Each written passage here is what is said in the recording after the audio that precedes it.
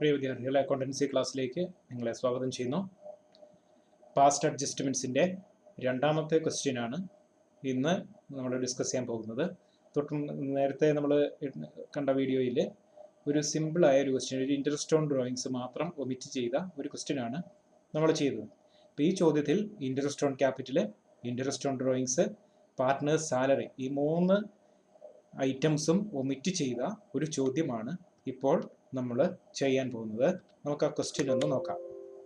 The net profit of X, Y and Z for the year ended March 31, 2016 was rupees 60,000 and the same was distributed among them in their agreed ratio of 3:1:1. It was subsequently discovered that undermentioned transactions were not recorded in the books. Interest on capital at 5%, interest on drawings amounting to rupees 700, 500 and 300. Then partner's salary X 1000, Y 1500. The capital accounts of partners were fixed as 1,80,000 and 60,000 എന്നുള്ളതിൻ്റെ journal entry record ചെയ്യണം. അപ്പോൾ നേരത്തെ നമ്മൾ കണ്ടതുപോലെ ഇതുപോലെ ഒരു format, ഒരു statement ആക്കുക. ഓക്കെ, എക്സ് 3 പാർട്ട്നേഴ്സിനും ഓരോ എമൗണ്ട് കോളംസ് വേണം. എക്സ്, വൈ ആൻഡ് സെഡ് കൂടാതെ ഒരു ടോട്ടൽ കോളം. ഓക്കെ, അപ്പോൾ 3 പാർട്ട്നേഴ്സിനും ഒരു എമൗണ്ട് കോളം, ഒരു പെർട്ടിക്കുലേഴ്സ് കോളവും ഉള്ള ഒരു സ്റ്റേറ്റ്മെൻറ്റ് തയ്യാറാക്കുക. ഇതാണ് ആദ്യം പടിയായിട്ട് നമ്മൾ ചെയ്യേണ്ടത്. ഓക്കെ, ഇനി രണ്ടാമത് 3 ഐറ്റംസ് ആണ് ഒമിറ്റ് ചെയ്തിരിക്കുന്നത്. ഏതൊക്കെയാണെന്നൊന്നും കൂടി നോക്കാം. ഇൻട്രസ്റ്റ് ഓൺ ക്യാപിറ്റൽ, ക്യാപിറ്റൽ അക്കൗണ്ടിൽ ക്രെഡിറ്റ് ചെയ്യേണ്ട ഐറ്റമാണ്. രണ്ടാമത്തെ item interest on drawings, capital അക്കൗണ്ടിൽ ഡെബിറ്റ് ചെയ്യേണ്ട ഐറ്റമാണ്. മൂന്നാമത്തത് പാർട്ട്നേഴ്സ് സാലറി, ക്യാപിറ്റൽ അക്കൗണ്ടിൽ ക്രെഡിറ്റ് ചെയ്യേണ്ട ഐറ്റമാണ്. ഓക്കെ, അപ്പോൾ ക്രെഡിറ്റ് ചെയ്യേണ്ട ഐറ്റംസ് ആദ്യം ഒന്നിച്ചെഴുതണം. അതിനുശേഷം ഡെബിറ്റ് ചെയ്യേണ്ട ഐറ്റം അതൊന്നിച്ചെഴുതണം. രണ്ടെല്ലാം കൂടെ കലർത്തി ഇങ്ങനെ 1, 2, 3 മിക്സ് ആയിട്ട് എഴുതാൻ പാടില്ല. അപ്പോൾ ആദ്യം നമുക്ക് ക്രെഡിറ്റ് എഴുതാം. കൂടുതലുള്ളത് ആദ്യം എഴുതാം. ക്രെഡിറ്റ്. ഒന്നാമത്തത് interest on capital. Interest on capital 5% ആണ്. ക്യാപിറ്റൽ തന്നിട്ടുണ്ട്. എക്സിന് 1 lakh ആണ്. 1 lakhൻ്റെ 5% എന്ന് പറയുന്നത് 1 lakh into 5 divided by 100 is equal to 5,000. ചെയ്ത് കണ്ടുപിടിക്കണം. 1 lakh into 5 divided by 100. അടുത്തത് 80,000, വൈയുടെ 80,000 into 5 divided by 100. ഓക്കെ, 4,000 ആണ്. സെഡിൻ്റെ 60,000 into 5 divided by 100 is equal to 3,000. Total കോളത്തിൽ അത് ടോട്ടൽ ചെയ്യാം. 5, 4, 9, 3, 12,000. ഓക്കെ, ഇപ്പോൾ ഇൻട്രസ്റ്റ് ഓൺ ക്യാപിറ്റൽ നമ്മൾ റെക്കോർഡ് ചെയ്യും. ഇനി രണ്ടാമത് ക്രെഡിറ്റ് ചെയ്യേണ്ട ഐറ്റമാണ് പാർട്ട്നേഴ്സ് സാലറി.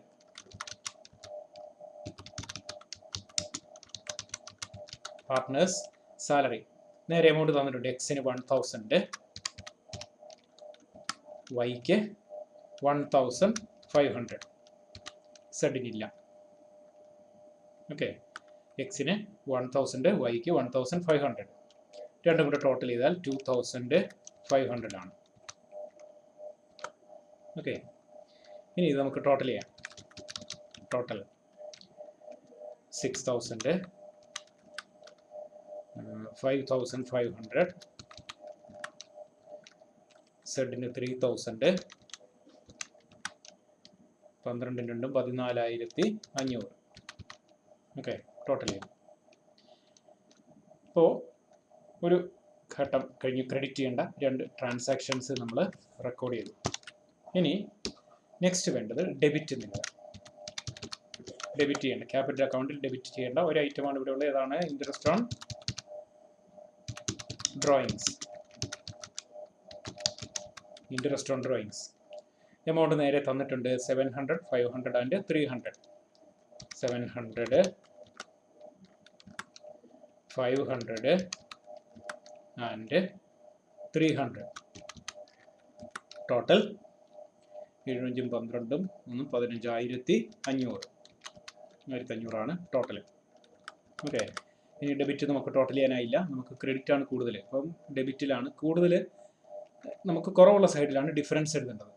അപ്പോൾ ക്രെഡിറ്റ് 14,500 ഉണ്ട്, ഡെബിറ്റ് 1,500 മാത്രമേ ഉള്ളൂ.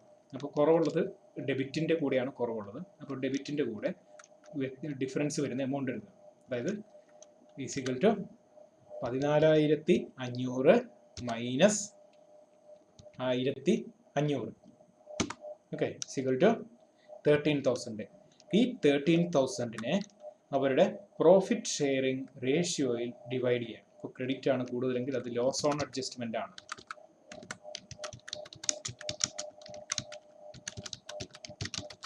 ലോസ് ഓൺ അഡ്ജസ്റ്റ്മെൻ്റ് ആണ്.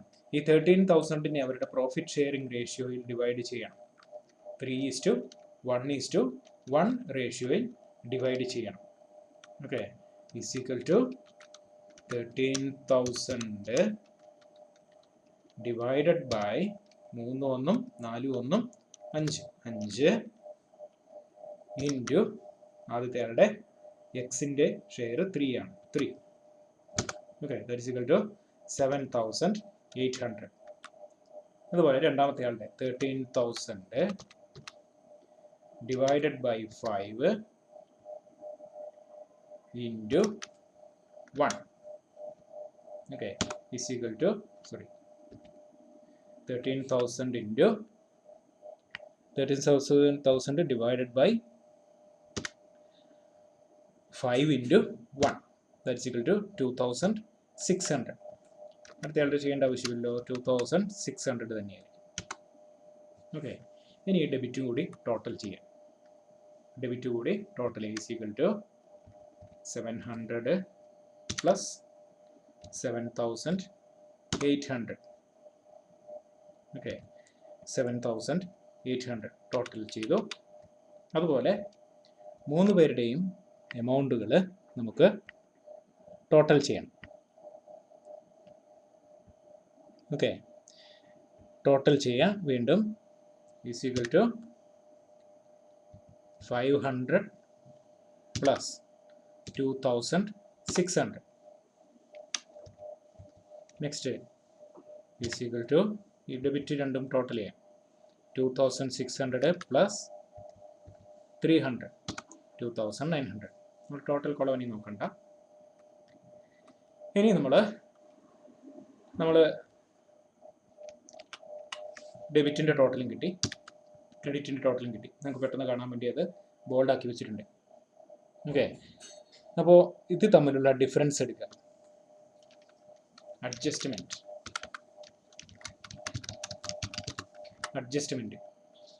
ഇത് തമ്മിലുള്ള ഡിഫറൻസ് ആണ് നമ്മൾ അഡ്ജസ്റ്റ് ചെയ്യേണ്ടത്. ഇതൊക്കെ തമ്മിൽ ഈസ് ഈക്വൽ ടു ഈ ഡെബിറ്റും ഈ ക്രെഡിറ്റിൻ്റെ ടോട്ടലും തമ്മിലുള്ള ഡിഫറൻസ്. അതായത് എക്സിന് 2,500 കിട്ടുന്നത്. അതിൽ കൂടുതൽ ഏതാണ്? ഡെബിറ്റ്. ക്രെഡിറ്റ് 6,000 ആണ്, ഡെബിറ്റ് 8,500. ഓക്കെ, അപ്പോൾ ഇത് ഡെബിറ്റാണ് കൂടുതൽ. അപ്പോൾ 2,500 എന്ത് ചെയ്യണം? ഡെബിറ്റ് ചെയ്യണം. നമുക്കിത് ഡിലീറ്റ് ചെയ്ത് 2,500 നേരെ എമൗണ്ട് അടിക്കാം. ഓക്കെ, ഇവിടെ അപ്പോൾ ചിഹ്നം മനസ്സിലായല്ലോ. കൂടുതൽ ഏതാണോ അതാണ് ചെയ്യേണ്ടത്. ഡെബിറ്റാണ് കൂടുതലെങ്കിൽ ഡെബിറ്റ് ചെയ്യണം, ക്രെഡിറ്റ് ആണ് കൂടുതലെങ്കിൽ ക്രെഡിറ്റ് ചെയ്യണം. Okay, debit 2,500. അടുത്ത് നോക്കാം. അതുപോലെ 3,100 5,500 is equal to 5,500 minus 3,100 is equal to 2,400. അത് ഏതാണ് കൂടുതൽ? ക്രെഡിറ്റ് ആണ് കൂടുതൽ. അപ്പോൾ ഇവിടെ കൊടുക്കുക ക്രെഡിറ്റ് 2,400. നെക്സ്റ്റ് 3,000 ക്രെഡിറ്റിലും 2,900 ഡെബിറ്റിലും. അപ്പോൾ ക്രെഡിറ്റിൽ 100 രൂപ കൂടുതൽ. അപ്പോൾ ക്രെഡിറ്റ് 100. അപ്പോൾ ഇതിൻ്റെ ജേണൽ എൻട്രി എന്താണെന്ന് കിട്ടിയില്ലോ. എന്താണ് journal entry? Journal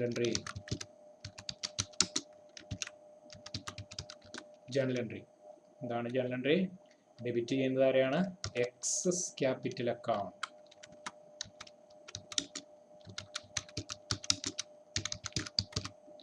excess capital account debit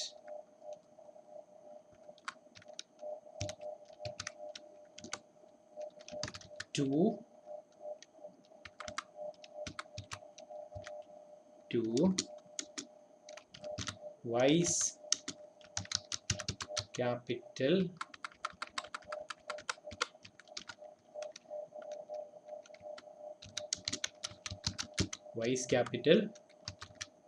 to Sets Capital. ഇനി അതിൻ്റെ എമൗണ്ട് എഴുതാം. ഓക്കെ, എക്സിൻ്റെ ക്യാപിറ്റൽ അക്കൗണ്ടിൽ എമൗണ്ട് 2500. ഓക്കെ, ഇനി വൈയുടെ ക്യാപിറ്റൽ അക്കൗണ്ടിൻ്റെ എമൗണ്ട് ഡിഫറൻസ് വന്ന എമൗണ്ട് എത്രയാണ്? 2400. ഓക്കെ, ഇനി സെഡിൻ്റേത് 100 ക്രെഡിറ്റ് ചെയ്യണം. ഓക്കെ, ഇത്രയേ ഉള്ളൂ ചെയ്യാൻ. ഇനി ഇത്തരത്തിലുള്ള ഏത് ക്വസ്റ്റ്യൻ കിട്ടിയാലും നിങ്ങൾക്കത് ചെയ്യാൻ ഉള്ള കോൺഫിഡൻസ് നിങ്ങൾക്ക് കിട്ടും. സ്വയം ഈ ക്വസ്റ്റ്യൻ ഒന്ന് ചെയ്ത് നോക്കുക.